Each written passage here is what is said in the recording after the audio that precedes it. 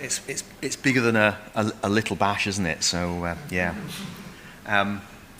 Thank you very much for the invitation. I'm going to talk to you a little bit about SLICCs, and the acronym is a little bit Marmite in my institution. It's we've been using it for sort of 7 years, but all it really is an experiential, reflective learning and assessment framework using a portfolio.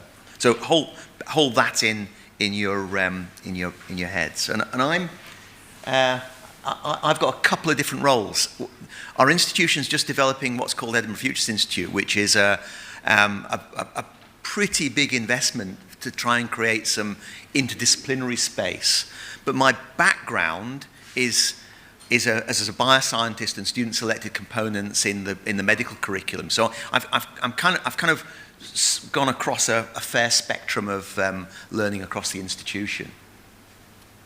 And we're all putting this driver's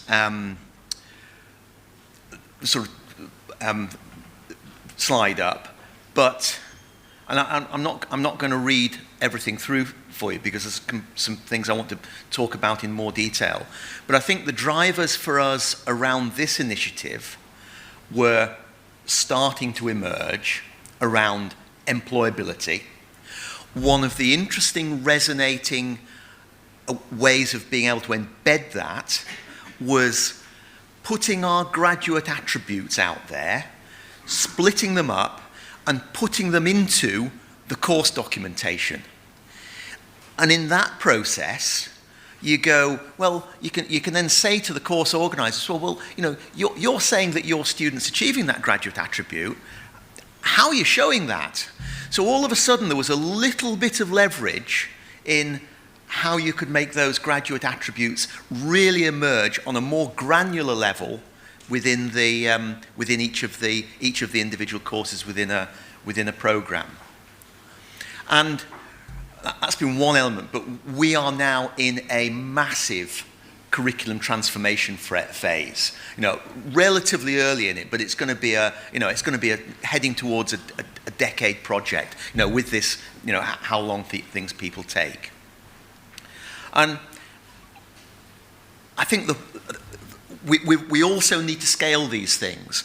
But I think the other thing that resonates with my colleagues when I stand in front of an audience, and you know, I'm preaching to the converted here, but it's to say that when where has your major learning been? And quite often, it's when you make a mistake.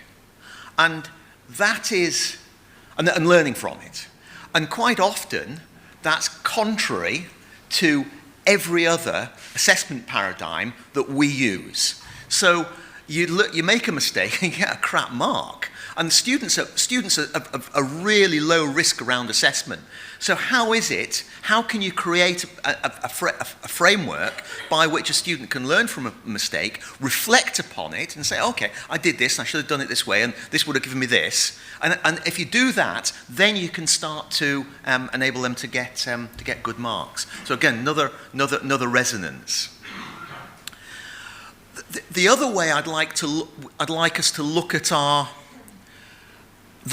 learning environments is go beyond what we're talking about around the syllabus and the curriculum.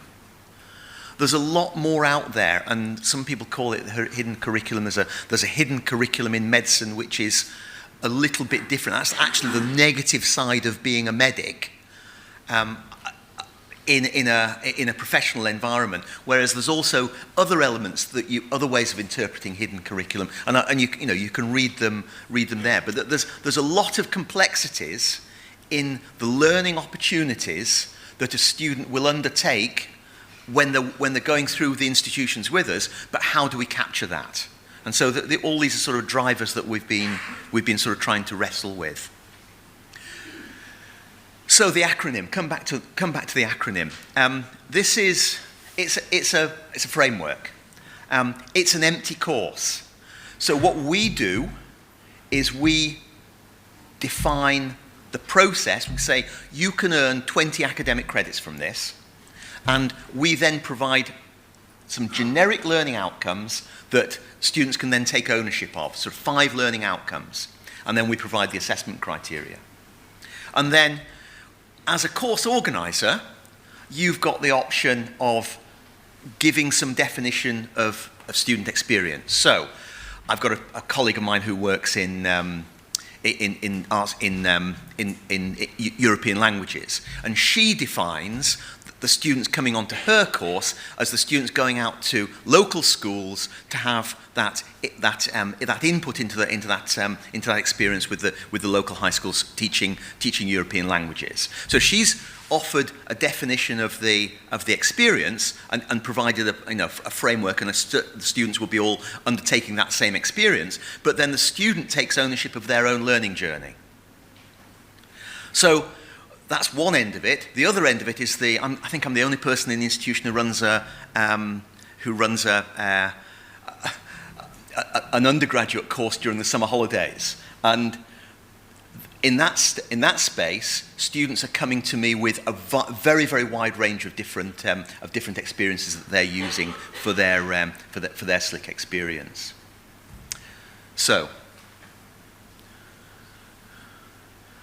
it's 200 hours activity, 20 academic credits, and we think the student spends about 30 hours doing the actual activity. And it's really important that we're giving students agency here. Even when the experience is being relatively defined by a course organizer, they're still taking ownership of those learning outcomes. We've got 5 specific learning outcomes. I'll go into those in a tiny little bit more detail. But there's something really clever about those learning outcomes, because what you can do, they're generic, but if you add a little bit of complexity, a little bit of uncertainty, a little bit of autonomy into those learning outcomes, you can change them from foundation level up to professional doctorate, just by a little tweak with a couple of words. So that means you can get students doing the same experience at different stages in their university journey, but also they're also doing this, using the framework in the same way, but with that extra layer of complexity if they're a little bit more of a senior student. And what we've done is we've set it up so it's centrally supported, so that a course organizer can come to us and say, I'm really interested in using the framework, and then we just give them everything. Because what they're interested in is teaching their stuff and doing their thing. They're not interested in having to reinvent this whole wheel again. And because there's some, we've all got really, really good pockets of fantastic experience going on in our institutions, but are they scalable? So we always set this up to make it larger. And we've got this summer one that we use as a test bed, but really it's really to sort of show that we've got that flexibility within the framework. What does it actually look like? Well, top left, you've got the experience is defined. It's either defined by the students or defined by the course organizer, and the student takes ownership of those 5 learning outcomes straight away. So it's in a different time zone to most courses where most of your work ends up halfway through or towards the end. Actually, the students engage straight away. What are you going to learn? What do you want to learn from this learning experience? And I say those are the 5 learning outcomes. And this is where the pebble pad bit comes in. They've got 5 little boxes in their workbook that allows them to move through. They then go on and they get some student feedback they get some feedback from the tutor on that, and the tutor goes away and finally approves their proposal and their learning outcomes in the way that they've taken ownership. So the student then undertakes that learning experience, and they're asked to reflectively blog on a regular basis in a different tab in the workbook, and also collect evidence. We have an interim reflective report somewhere around 2/3 of the way through. Again, student acts on tutor feedback, and that interim report is really like a draft of the final report, which is then summatively assessed. And they refer back to the reflective blogs and the evidence and link to that in their final reflective report. But the important way that we've managed to drive students through this is being able to have the different tabs in the workbook with the box. What's your learning outcome one? What is it in the proposal? And then you go through, well, how have you answered that learning outcome in the next stages in those reports? So it's really giving the students a very, very clear process by which they can undertake go through the report. And that's where Pebble's been really, really valuable. I also just want to comment about we recognised there was a bit of a gap in the market in the institution, and we put this out there, and this now gets 1 million hits, and there's loads and loads of people using it. It's gone really viral. We did a bit more of analysis on it, but it's a really, really interesting toolkit. So there's reflectors end of the toolkit, there's facilitators end, there's some literature on it, how to apply it, but a really simple way to be able to get students to come in and reflect, because it's transformational. Reflection is transformational. I don't need to tell this audience that, but it's really difficult in some of these, I've not done reflection before. When you're talking to academics who've not really had a real chance to think about it. So, and it's very, very, as you all know, it's really, really well established, often in vocational degrees. So again, there's some evidence there, and we're also convinced we can assess it very, very robustly, and I'm prepared to talk about that in detail later on if anybody's interested.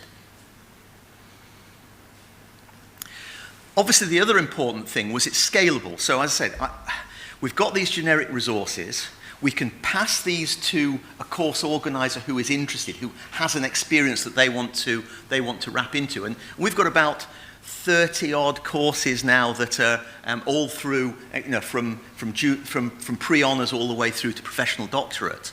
And these are some of this is where you can find that information. But in particular, there's some student journeys in there, and Teaching Matters is our institutional blog space for just talking about teaching matters. And there's a really interesting one there on the left with one of our students in public health sciences who generates that, who does a SLICC in public health sciences. And what she's doing an online part-time degree.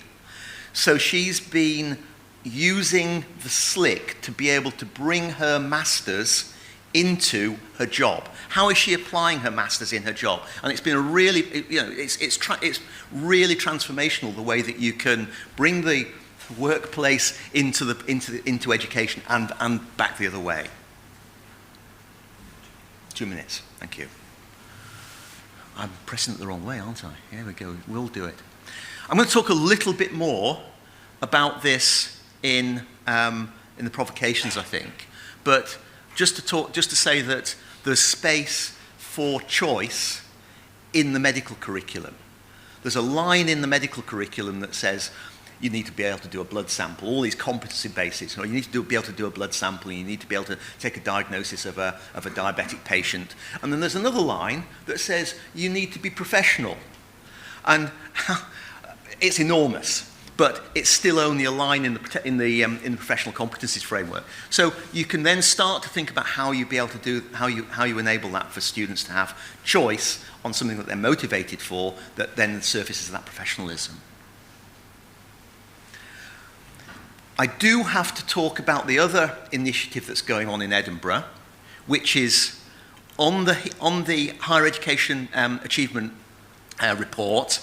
50 hours activity, 0 credit, but we've got about 15% of our students at the moment who are going through this sometime during their undergraduate program. So it's thousands of students going through to be able to get recognition for reflective learning on an activity, and that's been very, very successful.